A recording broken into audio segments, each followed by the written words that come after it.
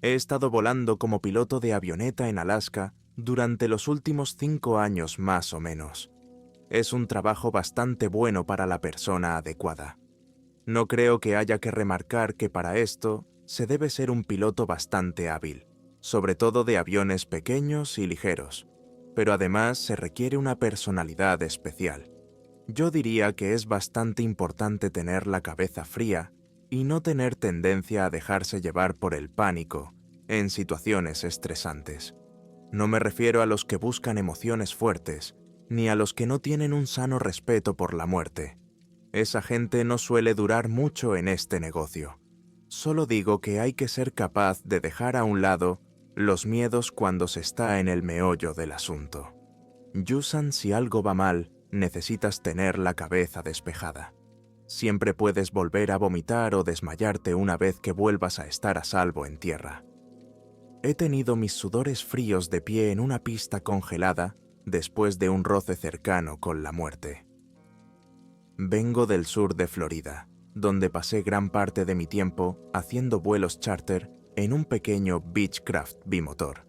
Jusant interesante, claro, pero el trato con la gente nunca ha sido mi fuerte. No soy precisamente un tipo sociable, y menos aún cuando intento volar. Cuando tienes a 4 pasajeros sentados a un par de metros detrás de ti, te cansas muy rápido, o al menos a mí me pasaba. Supongo que para otras personas no. De todos modos, un compañero de vuelo con el que hacía años que no hablaba, me llamó un día para darme una pista sobre una plaza vacante en la compañía de vuelos charter con la que él trabajaba. Uno de sus pilotos había decidido que los duros inviernos de Alaska y el aislamiento eran más de lo que sus nervios podían soportar. Así que se había despedido, había hecho las maletas y se había vuelto al sur. A decir verdad, nunca me había planteado buscar trabajo en Alaska. Siempre había tenido la impresión de que la mayoría de los pilotos de avioneta que trabajaban allí llevaban volando en esto. Para los que no sepan, son despegue y aterrizaje cortos. Nick me aseguró que había muchos pilotos respetados allí que procedían de los 48 estados. Cuando me habló de las cifras salariales, no tardé mucho en decidirme. 2 semanas más tarde, me encontraba en las oficinas de mi nueva empresa. De eso ya hace algún tiempo, y aunque tardé un poco en acostumbrarme al tipo de vuelo rústico que exige este lugar, me adapté bastante rápido, y pronto me asignaron mi vuelo permanente, Le puse Maggie por un labrador amarillo que tuve. ¡Y qué belleza! Amarillo solar con ribetes negros y tan impecable como cuando salió de la cadena de montaje en 1967. El Beaver es probablemente el mejor avión de caza que jamás haya surcado los cielos, y estoy bastante seguro de que Maggie me salvó de un estúpido error en más de una ocasión. De todos modos, me estoy desviando del tema, así que en el momento en que esta historia tuvo lugar Jusant, yo había estado volando para Viking Bush Charters durante probablemente un año o así. Acababa de regresar de llevar suministros a una estación de guardabosques cerca de Denali, cuando recibí una llamada por radio de mi despachador. Yo estaba en el hangar, tomando una taza de café caliente, mientras el mecánico le ponía a Maggie los neumáticos de la Tundra y cambiaba a los flotadores que había necesitado para la entrega de suministros. Los grandes neumáticos, casi de dibujos animados, eran perfectos. Estaba deseando volver a mi caravana y relajarme, tal vez ver una película antes de dormir, pero el crujido de la radio me dijo que mis emocionantes planes para la noche podrían no cumplirse. «Aquí, Hopper», contesté, dando un sorbo al café humeante. La voz de Buck Jusant Jacobs respondió a través de la ligera estática. «Hola, Hope. ¿Cuál es tu situación?» «Bueno, Mike está trabajando en el equipo de Maggie. Ella me estaba preparando para ir a casa». «¿Qué pasa?» Hubo una pausa antes de que Buck respondiera. «Lo siento, Hope, pero necesito que des una vuelta. Acabamos de recibir una llamada de una estación de guardabosques cerca de Birch Creek. Tienen a alguien allí que tuvo un encuentro con un oso pardo y está bastante golpeado». Maldije en voz alta, pero no había nada de ira en ello. Hace tiempo aprendí que todo el mundo ayuda cuando es necesario. Nunca sabes cuándo vas a estar tú, al otro lado de la llamada. ¿No pueden sacarlo ellos mismos?, pregunté, pero ella estaba caminando alrededor de mi avión hacia donde Mike Nichols estaba trabajando. Negativo, Hop. Es una emergencia y somos la llamada más cercana. Enviaría a Jackie, pero aún no ha vuelto de su viaje, respondió. De acuerdo, Buck, no te preocupes. Ayudaré a Mike a preparar a Maggie. Estaré listo en 1 hora más o menos, le dije. Y ahí se fue mi tarde de relax. Fiel a mi predicción, 1 hora más tarde estaba rodando por la pista privada de la empresa, con la vibración del gran motor radial creando un suave zumbido que llenaba el interior. Eran poco antes de las 3 de la tarde, cuando ya estaba en el aire y siendo finales de febrero, sabía que me quedaban poco más de 2 horas para la puesta de sol. Si todo iba bien, habría tenido tiempo suficiente para llegar a la estación de guardabosques, cargar al pasajero y volver a Fairbanks antes del anochecer. El tiempo era bastante bueno. Cuando salí hacía más de 10 grados y aunque los informes anunciaban nieve para esa noche, el cielo estaba despejado cuando me elevé por encima de los árboles y giré hacia el noroeste en dirección a la estación de guardabosques. Todo iba bien durante los primeros 30 minutos, hasta que las nubes de tormenta que había estado observando en el horizonte parecieron interesarse por mí y se dirigieron en mi dirección mucho más rápido de lo que me hubiera gustado. Para empeorar las cosas, había empezado a notar una sutil sensación de golpeteo procedente del motor de forma intermitente. No estaba seguro de si estaba empezando a perder uno de los 9 cilindros o si era otra cosa, pero sin duda era algo a lo que le estaba echando un ojo. Si hubiera estado en un viaje de abastecimiento normal, había dado la vuelta y me habría dirigido a Fairbanks en ese mismo momento para que lo revisaran, pero era muy consciente de que cualquiera que se hubiera encontrado con un oso pardo probablemente estaría en una mala situación. Mi vuelo a la estación de guardabosques de Birch Creek bien podría significar la diferencia entre la vida y la muerte para esta alma desafortunada. Después de otros 15 minutos, supe que no iba a llegar a la estación de guardabosques. Las nubes de tormenta que se acercaban me habían alcanzado y cubrían el cielo de la tarde con un grueso manto de gris y negro. Podía ver los relámpagos que caían periódicamente y el aire se había vuelto turbulento. Para empeorar las cosas, el fallo del motor que había estado sintiendo sí había hecho más frecuente y grave. Y estaba seguro de que ahora tenía varios cilindros que empezaban a fallar. Tomé el VHF y llamé por radio a la central. Vikingo en tierra. Vikingo 320. Foxtrot. La voz de Buck crepitó un momento después. Vikingo 320. Foxtrot. Vikingo en tierra. Entendido, Hop. Buck, me he encontrado con un tiempo desagradable y he empezado a tener algunos problemas con el motor. Me temo que voy a tener que abortar y volver a casa. Por favor, avisa a la estación de guardabosques de Birch Creek de mi situación. Puck no discutió. Sabía que yo no abortaría una misión como esta por unas pocas ráfagas de nieve. Entendido, Hop. Estoy mirando el radar meteorológico. Te aconsejo que pongas rumbo un 8 o 5 grados y bajes a 900 para evitar lo peor. Entendido. Vikingo 320 Vostruct fuera, dije, inclinando el avión a la derecha e iniciando el regreso al aeródromo. El frente tormentoso que me había adelantado por la izquierda también había descendido con su aproximación, trayendo las nubes bajas y espesas. Empujé hacia adelante el yugo, iniciando mi descenso hacia la recomendación de Buck y esperando que no hubiera ninguna montaña errante en mi camino.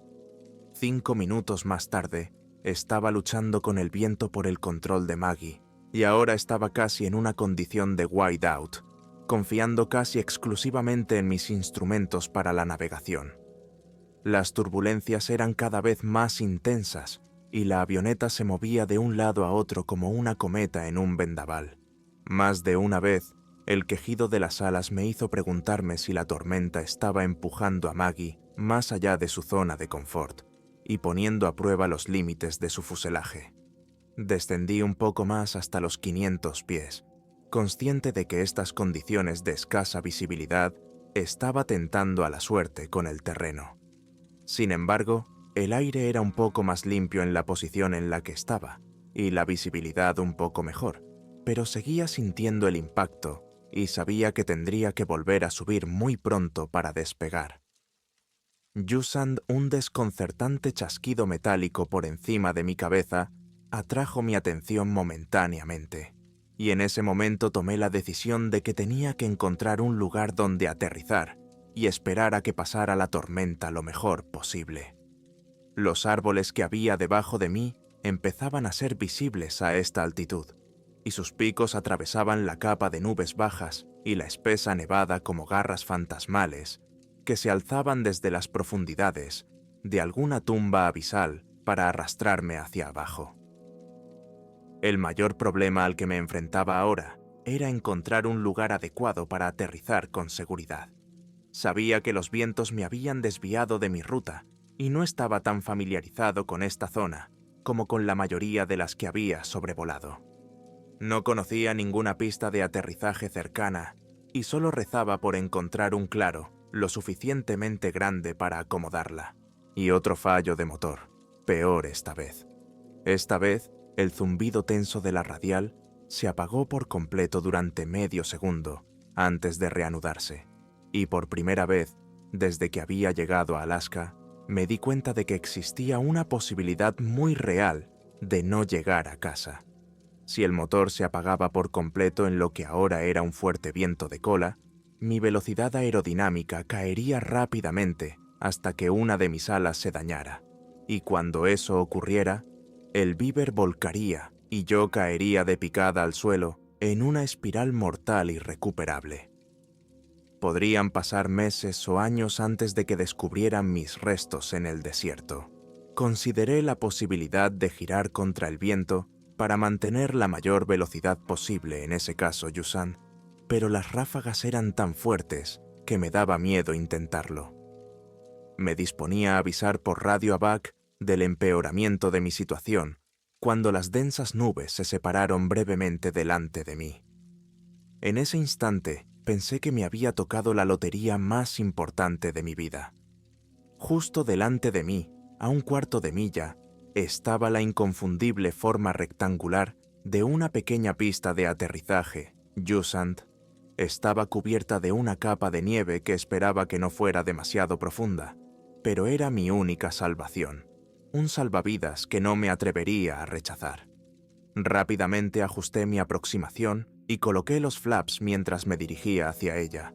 Otra ráfaga luchó contra mí, tratando de desalinearme con el estrecho claro, pero me defendí con el acelerador y el yugo lo mejor que pude, mientras observaba cómo el altímetro descendía constantemente como un reloj analógico. Alcancé el auricular de la radio para informar a Buck de mi situación, pero la siguiente ráfaga casi me arrancó el yugo de la mano izquierda, así que tuve que volver a sujetarlo con las dos manos. Mi altitud descendió a 300 metros. Iba demasiado rápido, lo sabía 2001. A esa velocidad, o me salía de la pista y me estrellaba contra la densa arboleda, o golpeaba el suelo con tanta fuerza que me desprendería del equipo y probablemente me rompería la espalda en el proceso. Sin embargo, no podía frenar más. Me arriesgaba a caer por debajo de la velocidad de pérdida con el fuerte viento de cola, y eso significaría un viaje rápido al suelo helado. 100 pies. Las alas de Maggie se hundían ahora por debajo de la línea de árboles cuando entré en la larga y estrecha franja de la pista de aterrizaje, con los altos cedros y abetos elevándose a mi alrededor de forma premonitoria. El viento de cola disminuyó, obstruido por la gran barrera de árboles que había detrás de mí, y tomé aire para dar las gracias a quienquiera que fuera por esta suerte. 50 pies. Con los flaps al máximo, perdí velocidad rápidamente y mis reflejos tomaron el control, pasando de un vuelo casi balístico a una aproximación más controlada. 3 meters. Tiré hacia atrás el yugo y aceleré momentáneamente mientras mi aterrizaje besaba la nieve. elevando el avión y aterrizando un poco más fuerte de lo que me hubiera gustado. Rodé unos 6 metros más antes de que Maggie se detuviera en la nieve. Agradecido por no haber volcado, apagué el motor y apoyé la frente en el yugo, intentando controlar mi ritmo cardíaco. No creía que el temblor en mis manos tuviera nada que ver con la temperatura. La luz del día se estaba desvaneciendo, pero aún era lo bastante clara como para permitirme una buena visión de mi entorno a través de las ventanillas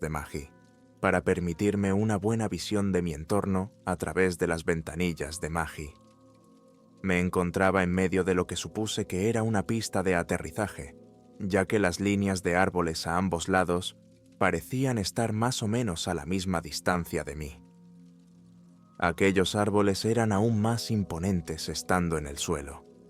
Tomé la radio, pulsé el micrófono y llamé a la central. No tenía mucha fe en que la radio fuera capaz de atravesar los árboles y la cresta montañosa que se interponía entre Buck y yo, pero valía la pena intentarlo.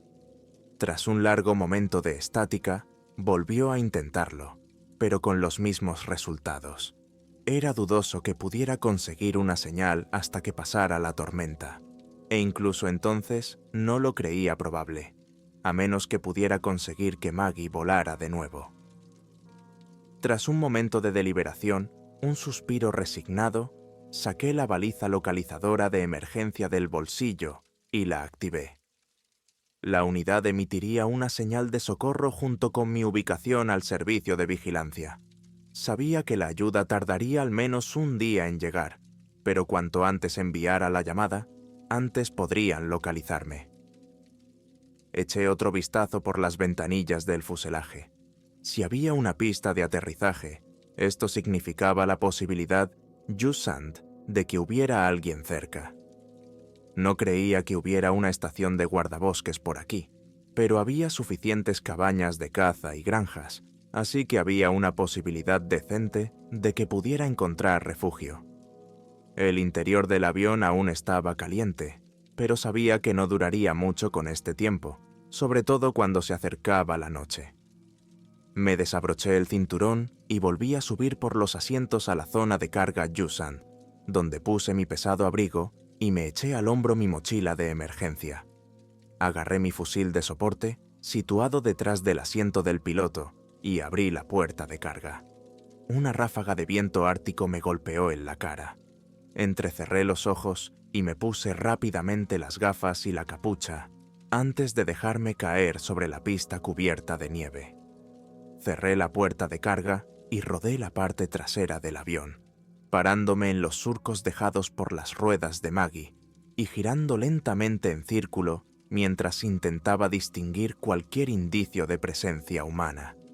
A pesar del viento aullante que tiraba de mi abrigo y mi capucha, percibí el inconfundible aroma del humo del bosque y exhalé un pequeño suspiro de alivio.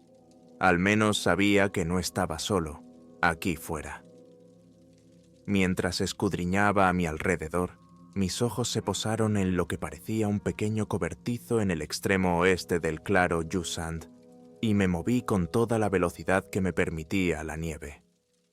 A la izquierda divisé una barandilla a la altura de la cintura que marcaba un sendero. Lo seguí, sintiendo ahora lo que probablemente eran los tablones de madera bajo mis botas. Entre la tenue luz del crepúsculo y la nevada, no podía ver mucho más allá de los árboles más cercanos, y me apoyé en la barandilla para guiarme. Pasé otros minutos avanzando penosamente por el sendero cubierto de nieve, hasta que por fin vi el edificio. Al principio pensé que era una cabaña de caza solitaria en medio del interminable mar de árboles. Sin embargo, a medida que me acercaba, pude ver que era mucho más grande de lo que pensaba. Entre dos postes de madera, justo al lado del camino, había una especie de cartel con la cara cubierta de nieve. Me detuve para limpiarlo, algo sorprendido al ver el fondo azul y el logotipo de la División de Agricultura de Alaska. Unas letras blancas debajo indicaban que se trataba del Centro de Investigación Agrícola de la Cuenca del Río Blanco. Nunca había oído que la ADOA tuviera centros de investigación en zonas silvestres. En cualquier caso, eran mejores noticias de lo que esperaba. Significaba que no me acercaba a un campamento de caza aislado, sino a un puesto gubernamental, y eso significaba que mis posibilidades de supervivencia y rescate iban a aumentar. Di un grito de alegría y acaricié el cartel como si fuera un viejo amigo que acababa de darme una buena noticia, y troté los metros que me quedaban hasta la puerta principal del edificio. Sin embargo, justo cuando me acercaba, la puerta se abrió bruscamente, derramando una luz amarilla sobre la nieve blanca. Un hombre salió de la puerta y con una escopeta al hombro me apuntó a la cabeza con ojos desorbitados. «¡Alto ahí!», me gritó, y sus palabras se convirtieron en furiosas bocanadas de vapor en el aire gélido. «No te acerques más». «Oh, espera un minuto». «Jefe, espere», respondí con las manos en alto por reflejo. «No he venido a causar problemas». Hizo un gesto con la escopeta, usando el rifle despacio. «Te lo advierto, no dudaré en volarte por la mitad si haces algún movimiento brusco». Levantando la mano libre para mostrar que no era una amenaza, me agaché despacio y dejé el rifle en el suelo. Antes de levantarme, de nuevo. «¿Qué está pasando? ¿Quién es usted? ¿Qué hace aquí?», preguntó. Podía ver temblar la boca de la escopeta y me preocupaba que pudiera acabar disparándome por error, solo por los nervios. Llevaba lo que parecía un abrigo del gobierno con un parche bordado en el hombro. Una barba de una semana. «Tranquilo, jefe», le dije, tratando de mantener el tono de voz y la calma. «Me llamo Hopper. Soy piloto de Viking Bus Charters y en Fairbanks. Mi avión se estrelló en la tormenta y tuve suerte de encontrar su pista de aterrizaje». Empezaba a preguntarme si suerte era ya la palabra adecuada. Me miró durante un largo minuto. Sus ojos me escudriñaron. Luego hizo otro gesto con la escopeta. «Quítate las gafas». «Déjame ver tus ojos», me dijo. Eso me tomó desprevenido, pero asentí y moví lentamente las manos para quitarme las gafas. Con cuidado de no hacer ningún movimiento brusco, se inclinó hacia mí y clavó sus ojos en los míos. Luego, aparentemente satisfecho, bajó bruscamente el arma y asintió con la cabeza, como tranquilizándose a sí mismo. Volvió a girar la cabeza hacia la puerta y su actitud cambió de repente. «Bueno, Hopper, entra y trae tu rifle. Hace demasiado frío aquí fuera». Con eso, se dio la vuelta y volvió a entrar, apoyando la escopeta contra la pared interior junto a la puerta. Aún más confundido que antes, me agaché y recogí mi rifle sin apartar la mirada del hombre. Tan discretamente como pude, accioné la palanca, cargué un cartucho y lo seguí. Fue una interacción tan extraña que quería asegurarme de que no me sorprendería de nuevo si decidí cambiar de opinión. Cuando entré y cerré la puerta detrás de mí, me encontré en lo que parecía una sala de visita revestida de madera. El hombre se había ido a una mesita cerca de la chimenea. Se servía un vaso de whisky de una botella medio vacía y parecía completamente desinteresado por mi presencia. Fruncí el ceño y eché un vistazo a la habitación. Aparte del escaso mobiliario, había una puerta cerrada enfrente con un cartel de acceso restringido. El hombre bebió un largo trago de su vaso y se giró hacia mí, tendiéndome la botella de whisky a modo de ofrecimiento. Negué con la cabeza. «Siento todo eso», dijo, señalando vagamente la puerta que había detrás de mí. «Hay que ser cuidadoso con los que aparecen. Soy Morgan Tate, investigador de campo». Lo miré con cautela. «Bien, Morgan Tate, ¿tienes por costumbre recibir a los visitantes con una escopeta?» Aún no sabía exactamente con quién estaba tratando, pero estaba claro que algo no encajaba. Se limitó a sonreír por alguna broma privada que solo él compartía y luego agachó la cabeza sintiendo dando otro trago al whisky. Últimamente sí, o al menos lo haría si recibiera alguna visita. Me señaló con el vaso y se sentó pesadamente en la silla. Empezaba a tener la impresión de que no era el primer trago del día para el señor Morgan. «Eres la primera persona viva que veo en más de una semana», añadió. «¿Eres el único aquí?», pregunté, mirando alrededor de la habitación. Había una hilera de ganchos en la pared junto a la puerta, y me fijé en varios abrigos colgados. Esbozó una sonrisa con algo ilegible detrás de los ojos. Ahora sí. No sabía qué clase de juego estaba jugando, pero empezaba a perder la paciencia. ¿Te importaría explicarme mejor? Estoy teniendo un día duro, y tú no me lo estás poniendo nada fácil. Terminó su bebida y se levantó. Claro, ¿por qué no? Supongo que ahora formas parte de esto, dijo, pasando junto a mí hacia la puerta de acceso restringido. Lo seguí mientras empujaba la puerta y avanzaba por un estrecho pasillo de baldosas iluminado por luces fluorescentes. Me sentía fuera de lugar, más como si estuviera caminando por los pasillos de un hospital que por un edificio de la... Miró por encima del hombro y se dio cuenta de mi sorpresa. Sí, no es como las estaciones de los guardabosques, ¿verdad?, dijo, deteniéndose frente a una puerta de aspecto pesado al final del pasillo y tecleando un código rápido en el panel situado sobre el picaporte. Oyó un suave clic y la abrió de un empujón, dejando al descubierto una habitación oscura. Entró y las luces se encendieron mientras lo seguía. La sala en la que nos encontrábamos era más grande que la anterior, probablemente de 9 metros de ancho y con olor antiséptico y productos químicos. Habían varias hileras de mesas de acero inoxidable, ocupadas con diversas parafernalia y equipos de laboratorio desconocidos. Además de estas estaciones de laboratorio, también parecía haber mesas de exploración a lo largo de la pared más alejada, algunas de las cuales tenían paños blancos que cubrían formas inidentificables. Reprimí un escalofrío. Me recordaba una morgue, aunque los objetos ocultos eran demasiado pequeños para ser cuerpos humanos. ¿Qué es este lugar?, pregunté. Tal y como dice el cartel de fuera, Hopper es el Centro de Investigación Agrícola de la Cuenca del Río Blanco, contestó, apoyándose en una de las mesas. Se creó para vigilar las migraciones de grandes mamíferos salvajes con posible correlación con el cambio climático. Suena interesante. Claro que no, ni siquiera a mí. Y eso que he trabajado aquí. ¿Te creerías que hace una semana había 25 investigadores viviendo y trabajando en este lugar? 25, Hopper. Este sitio estaba a reventar. Un cosquilleo incómodo me recorrió la columna vertebral y moví el rifle en mi mano. El peso del mismo me tranquilizó mientras colgaba a mi lado. Si Tate se dio cuenta, no lo mencionó. ¿Qué pasó la semana pasada? Cuando se giró hacia mí, la sonrisa había desaparecido de su rostro y sus ojos se habían abierto de par en par. Fuera lo que pensaba ahora, ya no le parecía divertido. Fue cuando vinieron, Hopper. ¿Quiénes? Las sombras, hombre. Las sombras. Vinieron de la tormenta. ¿Recuerdas la tormenta, no? La tormenta. Sabía de qué hablaba, por supuesto. No creo que nadie de por aquí la olvidara pronto. Fue hace poco más de una semana cuando aquella extraña ventisca surgió de la nada, imprevista e inexplicable.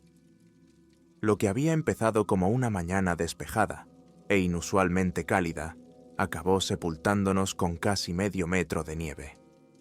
En menos de una hora, el cielo había pasado de ser brillante y soleado a tener un color granítico, con nubes tan bajas y pesadas que parecía que se podían tocar con la mano. Estábamos todos atrapados en el hangar, acurrucados alrededor de las estufas de queroseno, escuchando cómo el viento intentaba destrozar la pesada estructura de acero que nos rodeaba. Cuando llegó el día siguiente, había desaparecido, sustituido por el cielo azul y despejado de la mañana anterior. Nadie tenía una buena explicación, pero había oído a un par de veteranos que dirigían el taller susurrar al respecto en la trastienda. No pude entender mucho de lo que decían. No me importaba mucho, si he de ser sincero, pero parecían preocupados. En aquel momento, me pareció un poco extraño que el tiempo les inquietara tanto como parecía. Aquellos tipos eran inuit, de pura cepa y duros como clavos. Era casi cómico pensar que les preocupara una ventisca sorpresa, ¿no? Ahora que lo pienso, casi parecía que estuvieran más preocupados por algo de la ventisca. No puedo estar seguro, ya que cambiaban constantemente su dialecto, pero esa es la impresión que me dio. ¿Las sombras?, pregunté, confuso. Sus ojos se habían desviado un momento hacia la distancia, perdidos en su propio mundo. Al instante siguiente me los devolvió con entusiasmo, como si acabara de tener una epifanía, y dijo: «Sí. ¿Quieres ver una? ¿Que si quiero ver una sombra? ¿De qué demonios estás hablando, hombre? Lo que dices no tiene sentido». Pero ella estaba de nuevo en movimiento, caminando por la habitación hacia otra puerta. Me hizo señas para que lo siguiera, introdujo su código y la abrió de un empujón. Lo seguí sin decir palabra, con la inquietud susurrándome al oído. Me condujo por otro pasillo, mirando periódicamente por encima del hombro, como si quisiera asegurarse de que yo siguiera allí. He atrapado a una. Los otros investigadores no creían que fuera posible, pero yo sabía que podía, dijo, y casi parecía que hablaba consigo mismo más que conmigo. Yusan se detuvo ante una puerta con el nombre Or. La abrió de un empujón y entró. Yo lo seguí vacilante, sintiendo aprensión por todo aquello. Una lenta sensación de temor se había ido abriendo paso en mi subconsciente, y no estaba seguro de querer seguir a aquel hombre mucho más allá. Toda la situación me daba mala espina, y empezaba a pensar que el señor Morgan Tate Yusan estaba más que trastornado. ¿Dónde estaban los otros investigadores que había mencionado? Si no fuera por el tamaño del lugar y los abrigos que colgaban junto a la puerta de la recepción, dudaría de que existieran. La sala en la que entré era mucho más pequeña que las demás y parecía una especie de sala de control. En la pared de mi izquierda había taquillas estrechas, un perchero ocupado por varias batas blancas de laboratorio. A mi derecha había una consola con monitores y teclados. Toda la parte superior de la pared parecía ser una ventana de observación que daba a una sala oscura. En la pared opuesta había una de esas puertas de esclusa que se ven en las zonas de aislamiento de los hospitales. Los monitores del ordenador estaban encendidos, Yusan, y mostraban diversos gráficos y flujos de datos. Tate se sentó en una de las sillas de consola y empezó a escribir en el teclado. «Son increíbles», dijo distraídamente, «como nada que hayamos visto antes». Me acerqué a la ventana de observación y me esforcé por distinguir algo en la sala oscura, pero lo único que vi fue una negrura sepulcral. «¿Tienes algo ahí dentro?», pregunté, sintiéndome de repente muy incómodo. No estaba seguro de querer ver lo que fuera que este chiflado quería mostrarme. «¿Por qué están apagadas las luces?». Apartó la mirada de la consola durante un segundo y me dirigió una sonrisa ilegible. «No lo están». Con eso, se levantó y se inclinó hacia adelante, golpeando su muñeca contra la ventana. No entendí muy bien lo que vi a continuación. La oscuridad que me había ocultado la vista se hizo a un lado de repente, como si alguien arrancara violentamente una cortina de la ventana. Pero eso tampoco era del todo correcto.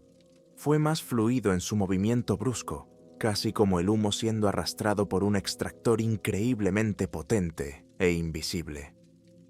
A mis oídos llegó un chirrido sordo, como una mala imitación de un ave rapaz.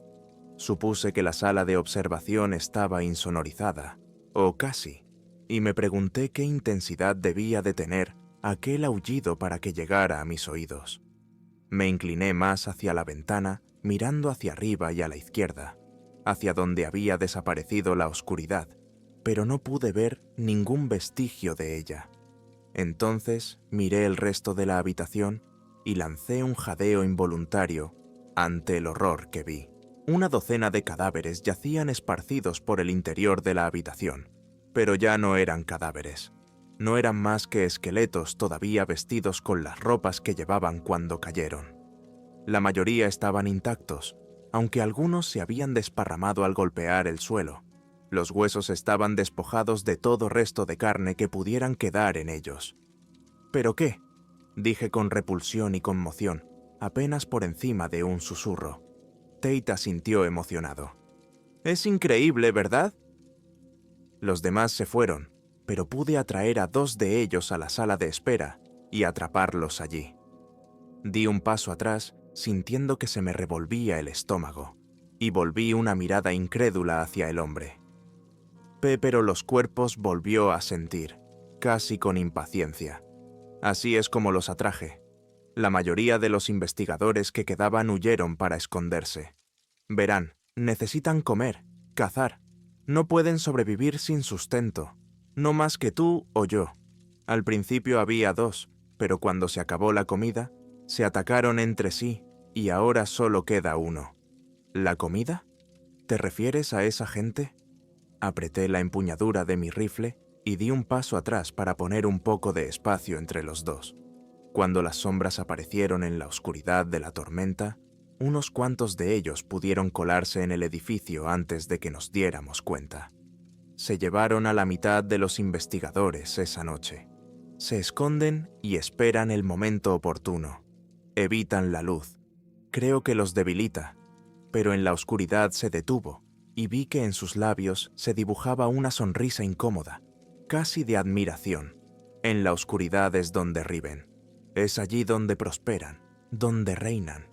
Di otro paso atrás. Mi mano libre alcanzó el picaporte de la puerta detrás de mí y la abrió, y empujándola con el pie. «Estás enfermo», dije, poniendo el rifle a la altura de su pecho. Si se dio cuenta, no dio ninguna señal. Sus ojos habían vuelto a tener ese brillo maníaco y se puso de pie, haciendo un pequeño gesto con la cabeza que pensé que pretendía tranquilizarme. «No hay más que comer, Hopper. Hace días que no puedo alimentarlo». Dio un paso lento hacia mí y yo lo acompañé con otro en retirada. Sonrió y continuó como si se lo explicara a un niño. «Solo me queda ofrecerme a mí mismo, pero eso no basta. ¿No lo entiendes? Esto no es solo una cosa, no es un animal. Está mucho más allá de nuestra comprensión, mucho más allá de nuestra propia evolución primitiva. Es perfecto». Sus ojos se desviaron de mí por un momento hacia un botón rojo, iluminado en la consola cercana. «¡No lo hagas!», grité. «No lo hagas, Tate. No te preocupes. No hay nada que temer», dijo con una obscena caricatura de dulzura en la voz. «Va a ser rápido». Su mano se cernió sobre el botón. «Te dispararé, Tate. No me obligues a hacerlo». Desde donde estaba, podía ver otra de esas puertas de esclusa a través de la ventana de observación, y para mi horror, una masa arremolinada de impenetrable negrura se amontonaba en el umbral. Casi podía sentir su presencia. No era la primera vez que la alimentaban. Sabía lo que se venía en ese instante. Cuando mis ojos se apartaron de él, Tate golpeó el botón, maldiciendo. Apreté el gatillo del rifle en el mismo instante, pero ya era demasiado tarde. El ruido ensordecedor de la pequeña habitación fue inmenso, pero cuando la bala atravesó el pecho del hombre, él ya lo había pulsado. Contemplé horrorizado cómo las puertas gemelas de las esclusas y empezaban a replegarse, y sin pensarlo 2 veces, me di la vuelta y huí tan rápido como mis cansados músculos pudieron llevarme. Por suerte, los códigos necesarios para abrir las puertas no eran iguales cuando se accionaban desde adentro, y volé por el pasillo y atravesé la sala de investigación. Cuando la pasé y abrí la puerta de la zona de recepción, volví a oír aquel chirrido procedente de algún lugar detrás de mí, inquietante y sobrenatural, que resonaba en las instalaciones vacías mucho más fuerte que antes. Entonces oí otro sonido, el grito agónico de Morgan Tate. Solo podía esperar que la hora de comer me diera suficiente margen para volver a Maggie. El aire se había oscurecido aún más con la llegada del crepúsculo y se había vuelto más frío. Afortunadamente, la tormenta parecía haber perdido gran parte de su furia. Corrí por el sendero con la luz del día suficiente para seguir las huellas que había dejado al entrar. El rifle me pesaba la empuñadura, pero no me atreví a perder mi única defensa. Cuando aquel chillido aullante resonó entre los árboles detrás de mí, redoblé la velocidad rezando para que no fuera capaz de encontrarme antes de llegar a Maggie. El aire helado me quemaba los pulmones y tenía la garganta en carne viva. Cuando llegué a la pista de aterrizaje cubierta de nieve, casi lloro de alegría al ver a mi Maggie. Llegué a la escotilla de carga y la abrí de un tirón. Me metí dentro y la cerré tras de mí, justo cuando otro de aquellos inquietantes lamentos llegaba a mis oídos, esta vez más cerca, mucho más cerca. No me atreví a mirar por las ventanillas. Estaba concentrado en soltar mi mochila y el fusil y volver a subir al asiento del piloto.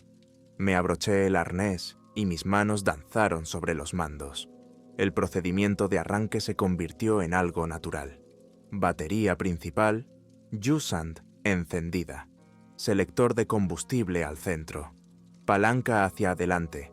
Palanca de corte de combustible hacia abajo. Un aullido agudo penetró en la cabina y algo negro se movía afuera, corriendo de ventana en ventana, de puerta en puerta, buscando estaba aquí. Estaba intentando entrar. Concéntrate. Acelerador al 10%. Presión de combustible bombeada a 5 sí. Motor preparado. Me quedé helado.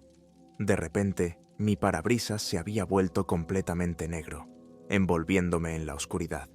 Aunque no podía ver nada en aquel vacío, podía sentir su desesperación. Sentí su mirada ciega y bajo ella una oscura malicia, un hambre inhumana y extraña. Pulsé el interruptor de arranque y el motor radial de 9 cilindros empezó a girar lentamente. Al principio se me heló la sangre al darme cuenta de que no arrancaba. Me acordé de los problemas de motor que había tenido antes del aterrizaje de emergencia. Y en ese momento tuve la certeza de que mi suerte se había acabado. Pero luego de un fracaso, luego otro y luego un tercero, tosiendo bocanadas negras de humo del escape, se encendió y ese grande y hermoso radial tomó el control. Empujé el acelerador hacia adelante. La inercia me apretó contra el asiento. Ya no me importaba los fallos del motor ni la tormenta. Una muerte ardiente entre los árboles era preferible a lo que sea que esa cosa me estuviera reservando. La nieve era profunda, e incluso con los grandes neumáticos tuve que esforzarme para no volcar. Cuando empecé a ganar velocidad, en algún momento la masa negra desapareció de mi parabrisas y me encontré con la gloriosa vista de un camino abierto ante mí. Con el paso del frente tormentoso, el viento había cambiado de dirección y ahora soplaba en contra, perfecto para mis necesidades. Aceleré a fondo y tiré suavemente del mando. Sentí que las ruedas se despegaban del suelo, ahora libres de la resistencia de la nieve, y continué ascendiendo hasta que estuve por encima de los árboles y me desvié suavemente hacia el sur, hacia casa.